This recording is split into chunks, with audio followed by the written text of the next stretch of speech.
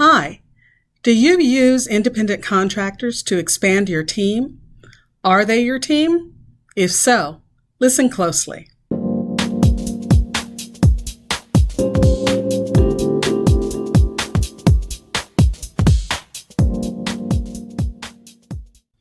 Hi entrepreneurs, I'm Vicky Brown, and you're in the right place if you want to engage your team, boost your business, and grow your leadership muscle.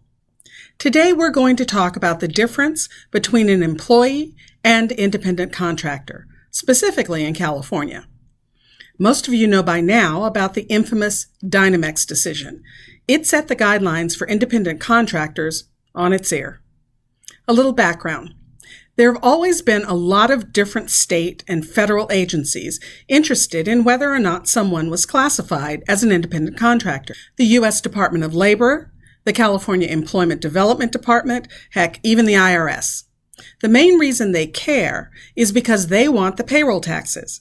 And if everyone is classified as an independent contractor, it's much harder to get the taxes paid since they aren't coming from the company every payday. So, in the past, each of these agencies have had their own set of rules around what made someone an independent contractor or not. But even though they were different agencies at different levels, the overall idea was the same. Do they use their own equipment? Are they paid by the hour? Does the company have financial or behavioral control?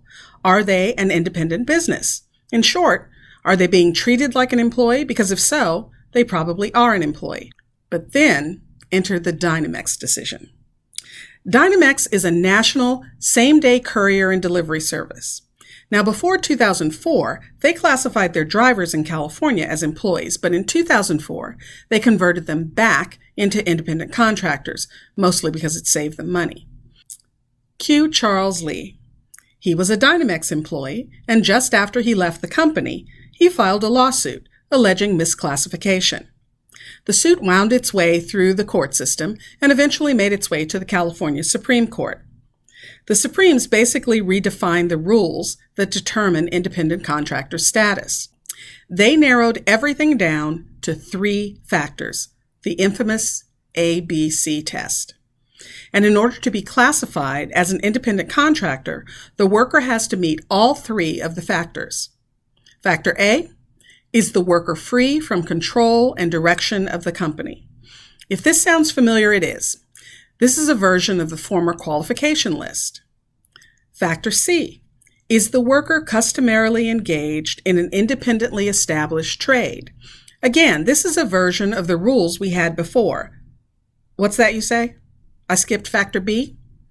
Well, that's because Factor B is the fly in the ointment. Factor B says that the worker must perform work that is outside the usual course of the hiring entity's business. Wait, what? What does that mean?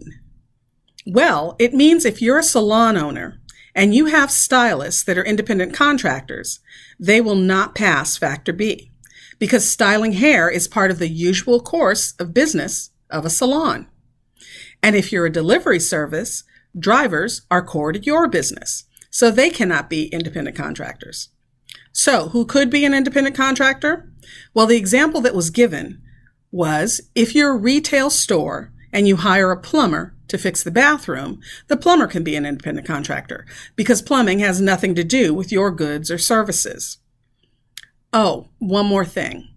It's not just a court decision. California officially made it a law. AB 5, and it was effective January 1st of 2020. But, you say, what if the person asks to be an independent contractor and even signs an agreement? Unfortunately, the decision isn't up to the worker or you. If, or should I say when, you are audited, they will simply look at the facts, apply the rules, and make a determination. And you don't want to be on the wrong side of a misclassification determination. According to the California Department of Industrial Relations, exposure can include penalty assessments, liability for overtime, meal period pay, and other remedies, liability for injuries suffered when they are not covered by workers' compensation insurance, and even criminal liability. As you might guess, this could potentially have quite an impact on companies like Uber and Lyft. But it's important to note, it's also really impactful for the rest of us. All right, I know this all sounds pretty dire. I've heard, but I only need someone for a short period of time. Answer: hire them as a W-2 in-house temporary employee. They're hired for a specific assignment, they generally won't be eligible for benefits, and yes, you will still have to pay payroll taxes, and they can claim unemployment when the assignment is done, but you'll avoid potentially nasty fines and penalties for getting it wrong. So what should you do? First, take a look at everyone who provides you services or goods and isn't on your payroll. If they're employees of companies you have a contract with, you're probably covered.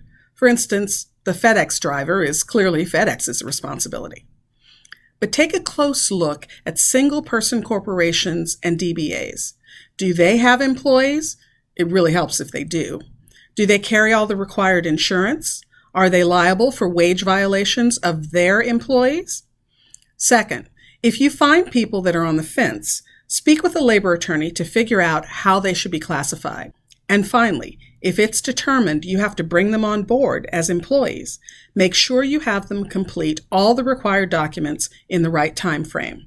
And make sure you do offer letters versus any type of employment contract.